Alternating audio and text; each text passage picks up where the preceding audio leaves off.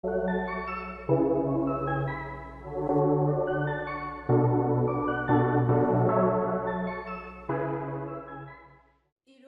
et bienvenue à tous sur ma chaîne, j'espère que vous allez tous bien. Aujourd'hui donc on se retrouve pour une vidéo comme vous l'aurez vu dans le titre où je vais vous donner 10 conseils pour réussir ces examens. Donc c'est parti.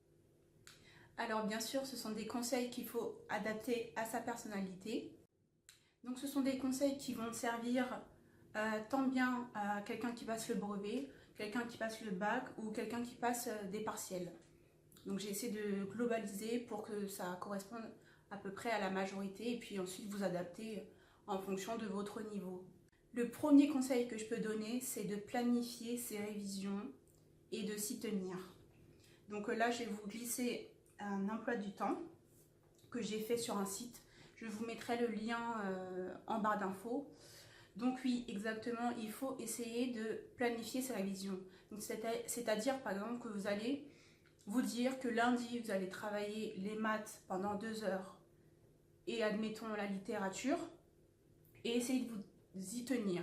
Donc d'avoir un programme pour la semaine pour que ce soit le plus complet possible et que vous ayez à la fin de la semaine révisé toutes les matières en fait. Donc il est également important de ne pas trop surcharger son planning parce que vous allez voir la quantité et au final ça ne va pas vous donner envie de travailler. Donc essayez de répartir toutes les matières que vous avez tout au long de la semaine. Le deuxième conseil que je pourrais vous donner, c'est d'utiliser des post-it et de faire des fiches résumées. Donc c'est-à-dire essayer de en fait mettre par exemple vos formules ou des mots techniques un peu partout dans votre chambre ou dans votre maison et d'essayer en voyant ces post-it de vous souvenir et de vous mémorer les cours.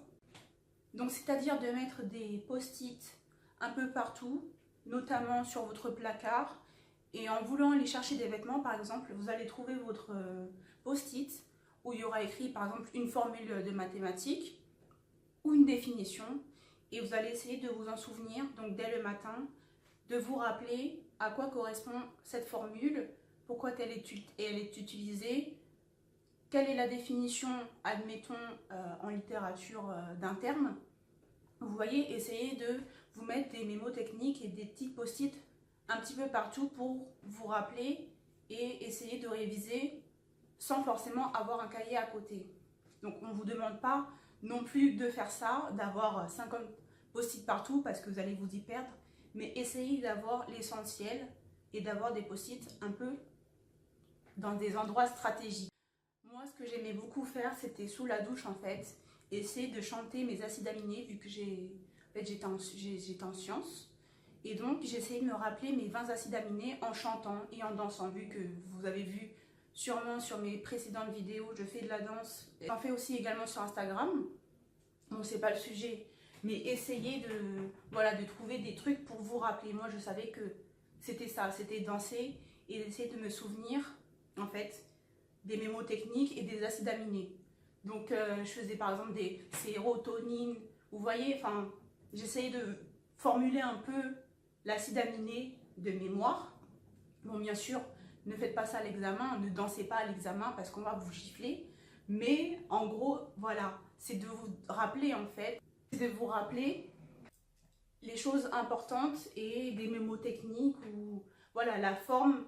Si vous êtes quelqu'un de plus visuel ou auditif, voilà, essayez de vous en souvenir. Conseil numéro 3, n'hésitez surtout pas à poser des questions pendant les TD. Quand vous êtes en classe ou vous faites des exercices, n'hésitez surtout pas à poser des questions. Bon, en général, c'est mieux de poser les questions aux professeurs parce qu'ils sont là pour ça. Et que si vous demandez à votre camarade, bon, par exemple, ça peut perturber le cours de la classe. Mais en tout cas, n'hésitez pas à poser des questions parce qu'il n'y a aucune question en fait qui est bête. Donc, vous posez cette question-là, vous la posez à votre professeur et vous êtes quasiment sûr, même si vous ne le savez pas, vous êtes quasiment sûr qu'il y a 3-4 personnes dans la classe qui se posent la même question que vous et qui n'osent pas la poser parce qu'elle a peur du regard des autres. Tout ça, on s'en fout. Le principal, c'est que vous ayez compris les exercices et les cours. Donc posez des questions pour que tout soit clair et quand vous rentrez chez vous, voilà, vous savez que ça, ce sujet-là, vous l'avez compris et vous pouvez le retravailler à l'extérieur avec des camarades et réexpliquer si c'est possible. Donc je vous ai dit de poser des questions et également aussi ce qui est important c'est de participer aux exercices. Participer aux exercices, c'est vraiment important de participer. C'est comme ça que vous allez savoir si l'exercice, le sujet du cours, vous l'avez compris ou vous ne l'avez pas compris. N'hésitez pas à participer. Si le prof demande à ce que quelqu'un vienne faire l'exercice au tableau, n'hésitez pas, même si vous n'êtes pas sûr de votre réponse, au moins quand vous serez au tableau, le professeur pourra vous expliquer vos erreurs et vous pourrez comprendre et ensuite, si possible, expliquer à un autre étudiant qui n'a pas compris. Comme ça, vous savez que cet exercice-là, il est clair, le cours est clair et tout est bien au point, voilà. Donc, je pense que c'est vraiment important de participer et de poser des questions. Bon, bien sûr, hein, si vous étiez en train de dormir à tous les cours, là, pardon, les questions que tout le monde sait ou que le prof a dit, voilà, essayez de réfléchir. Hein. En tout cas, participer et poser des questions. Quatrième conseil, refaites les exercices vus en cours, les TD qui ont déjà été faits en cours. Refaites-les chez vous, ça vous permet de vous entraîner au quotidien et de ne pas oublier la méthode de fonctionnement. Par exemple, que ce soit des maths ou de l'anglais, essayez de refaire toujours les exercices chez vous. Parce qu'en général, c'est la deuxième partie que je vais aborder, il y a beaucoup d'exercices qu'on donne en cours qui sont refaits d'une autre manière aux examens. Donc si vous savez refaire ces exercices-là, vous comprendrez la méthode et vous serez capable ensuite de réfléchir et de vous appuyer sur vos connaissances pour refaire les exercices en examen et de les réussir. N'hésitez surtout pas à aller voir des étudiants en classe supérieure ou à des professeurs, demandez-leur par exemple les annales des années précédentes. En général, les profs donnent souvent les annales des années précédentes pour pouvoir s'entraîner sur des examens. Vous voyez? Donc ça vous permet de vous entraîner et en général, c'est souvent la même chose qui revient. Donc vous savez que ce type d'exercice-là, vous savez les faire, vous comprenez la méthode et donc vous n'aurez pas de mal à l'examen à le refaire. Cinquième conseil, travailler en groupe. Donc comme je disais au tout début dans l'introduction, ça dépend en fait de votre personnalité parce que il y a beaucoup de personnes qui préfèrent travailler toute seule et c'est pas mal du tout, mais c'est un conseil que je donne. C'est important, je trouve, de travailler en groupe.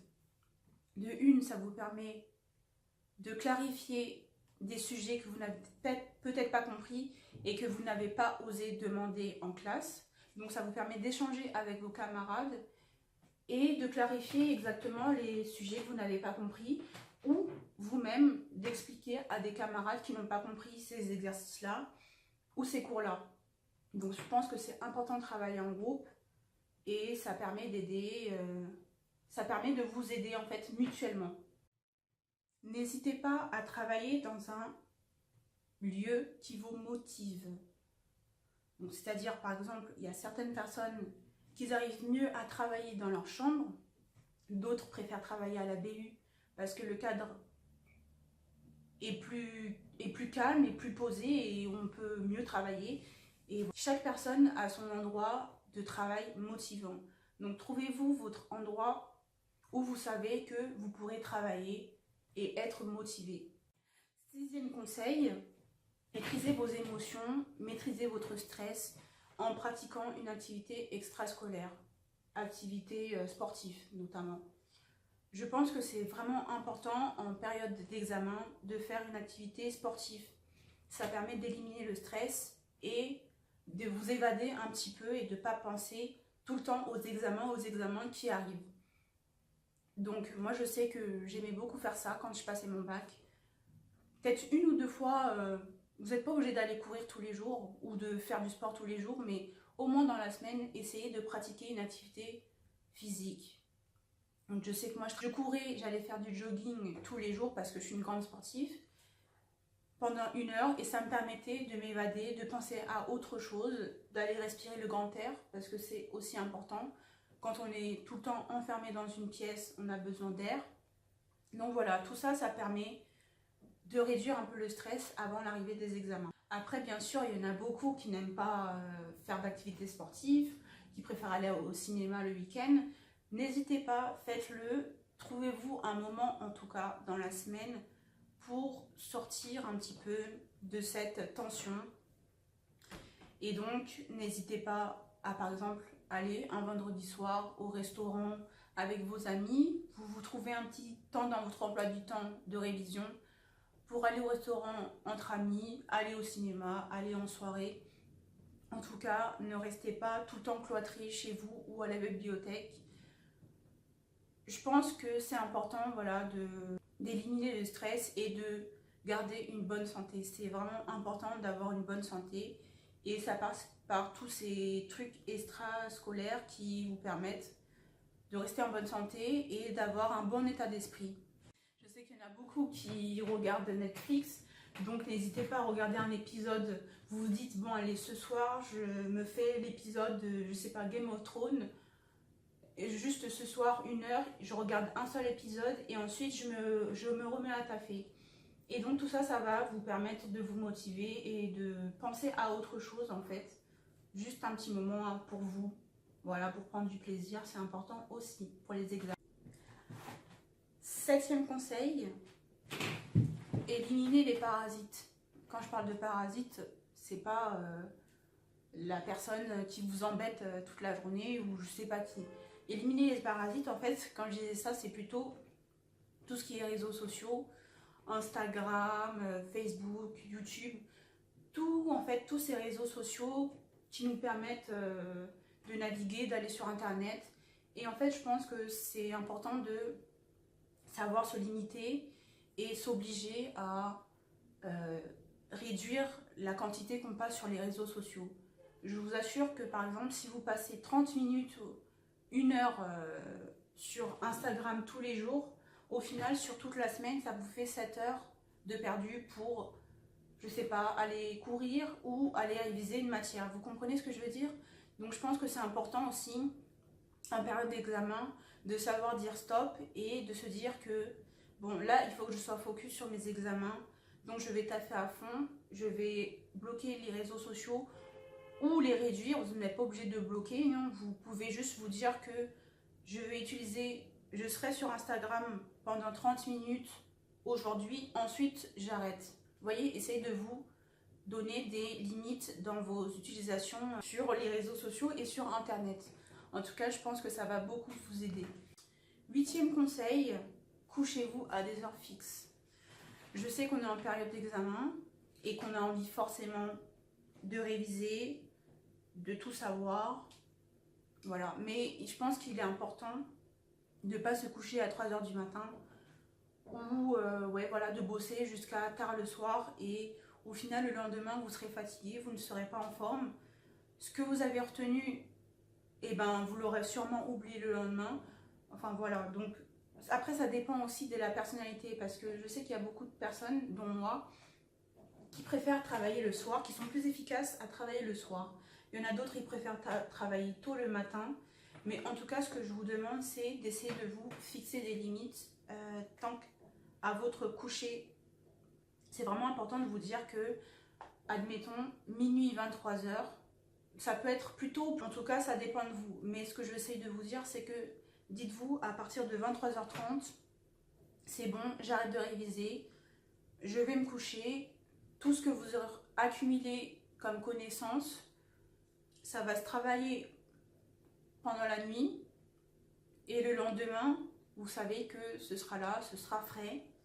Vous n'avez pas à vous inquiéter en vous disant bon, il faut que je travaille jusqu'à 3 h parce que j'ai beaucoup de choses à faire. C'est pour ça que c'est important d'élaborer un planning et de mettre en fait vos différentes matières assez proches, tant assez proches, tant assez éloignées. C'est-à-dire que par exemple, vous dites maths, ça va être le lundi et le mardi.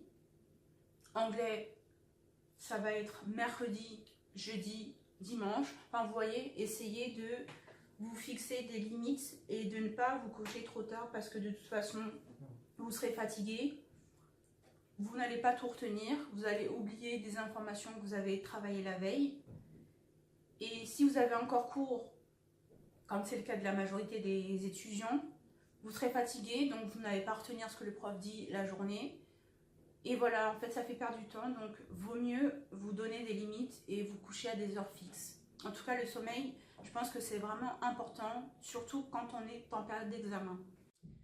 9e conseil et avant-dernier, et oui, c'est bientôt la fin de cette vidéo. Ce qui est important aussi, c'est de vous booster, de booster votre motivation en, par exemple, mettant des citations motivantes, type je vais réussir mes examens, je ne vais pas abandonner. Vous voyez des citations en fait qui sont motivantes et qui vont vous booster pour bosser, vous concentrer, rester focus sur votre objectif. Vous comprenez?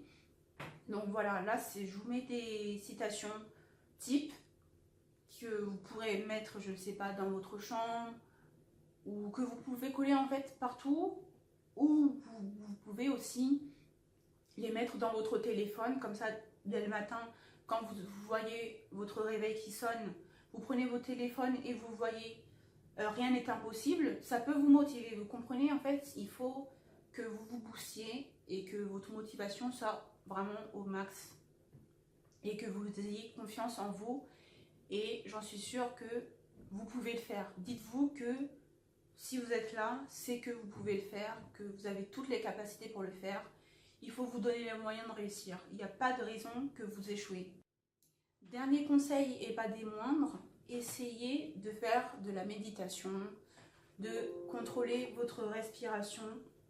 Essayez vraiment de faire de la méditation, de vous poser un moment dans la soirée ou dans la journée sur votre temps libre et de prendre le temps de respirer.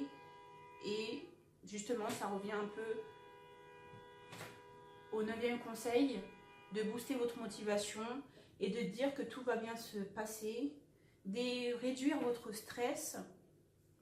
C'est vraiment important pour la réussite de vos examens, de réduire votre stress et de vous dire que vous allez réussir, que vous avez travaillé pour, qu'il n'y a pas de raison que ça ne marche pas. Soyez toujours positif.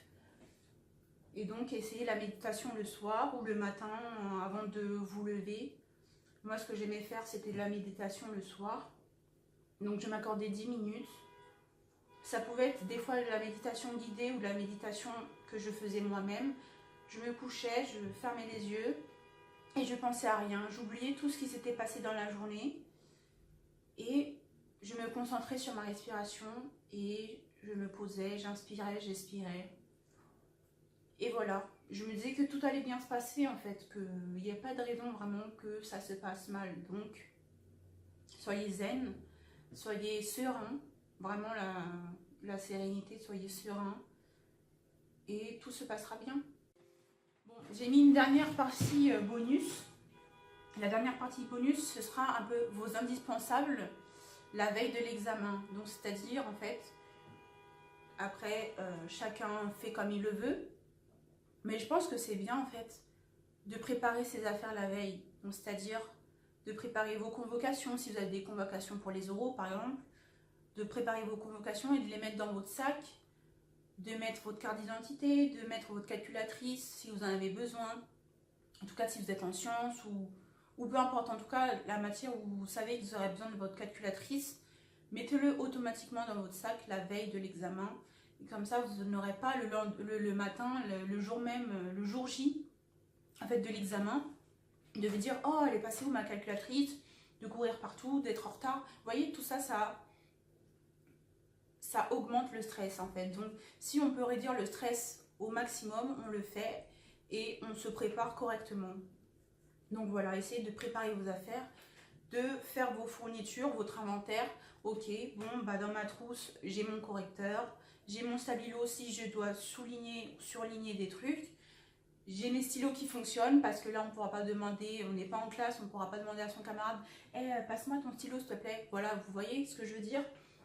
Donc vraiment essayez de préparer toutes vos affaires pour que le jour de l'examen, eh ben, vous partiez sereinement et que vous sachiez que vous n'avez rien oublié, que au moment où ça va commencer, vous dites zut, j'ai oublié ma calculatrice. Donc, ça arrive des cas où ils prêtent les calculatrices, mais ne comptez pas forcément là-dessus, quoi. Comptez plutôt sur votre propre matériel et ça réduira vraiment votre stress. Donc selon les épreuves, qu'elles durent plus ou moins longtemps ou pas, admettons que vous ayez SVT et que la matière dure 3 heures, vous allez commencer à avoir faim au bout d'un moment parce que vous avez passé plusieurs matières dans la journée. N'hésitez pas à prendre des gâteaux avec vous, une bouteille d'eau, du jus d'orange, peu importe, quelque chose qui vous donne de l'énergie pendant l'examen et qui vous permette de tenir et de faire fonctionner correctement votre cerveau. Donc n'hésitez pas vraiment à prendre des gâteaux, ça peut vraiment vous servir.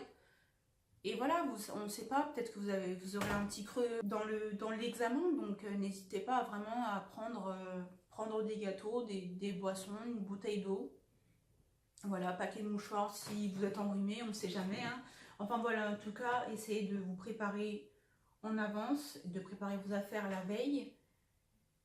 Et allez-y sereinement, moi c'est les conseils vraiment, c'est les 10 conseils que je donne pour réussir ces examens. Bon bien sûr, après, il y en a peut-être d'autres, mais en tout cas moi c'est les conseils que je donne vraiment pour réussir ces examens. Et j'espère vraiment que la vidéo vous aura plu. En tout cas, je vous souhaite des bonnes révisions. Croyez en vos capacités, croyez en vous. Vous êtes capable de faire de grandes choses. Travaillez, voilà, travaillez pour ce que vous voulez dans la vie. Vous passez des étapes au fur et à mesure de votre vie. Donc, ayez des objectifs, voilà. Ayez des objectifs et sachez que vous faites ça pour quelque chose. Vous savez qu'il y a quelque chose derrière et que ça vous permet d'ouvrir plusieurs portes, vous comprenez? Donc voilà, en tout cas, j'espère que la vidéo vous a plu. Si c'est le cas, n'hésitez pas à mettre un pouce, à vous abonner. Je vous fais des bisous et je vous dis à la prochaine. Salut!